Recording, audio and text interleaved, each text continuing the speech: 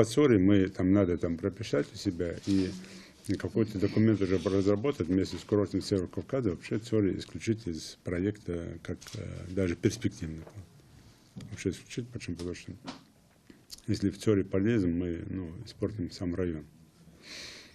По Цори можно продумать вопрос, Ахмед, найди, как вот Кушту Башир, такого же инвестора, который мог бы там такую же базу сделать. Да, здесь как резидента его завести. Да, вот там можно было такое сделать, такое, чтобы...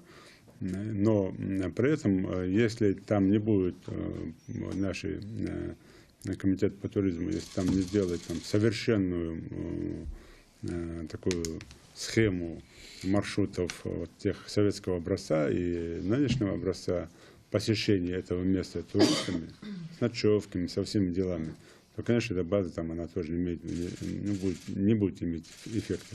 Там надо подумать. Потому что там может делать на этой базе? И Среднегорье там, и так далее, и так далее, и так далее. Если этого не будет, как вот сейчас Наталья тоже говорила, там надо, конечно, проработать вопрос, чтобы хотя бы в шаговой доступности для туристов, которые там гужевой, мото, вело, там, пешие, автомобильные, там, джиперы, там, и кто там. Ну, для них надо создать какие-то площадки, где они могут, там, по крайней мере, хоть руки помыть, что-то перекусить. А для этого тоже должны быть люди.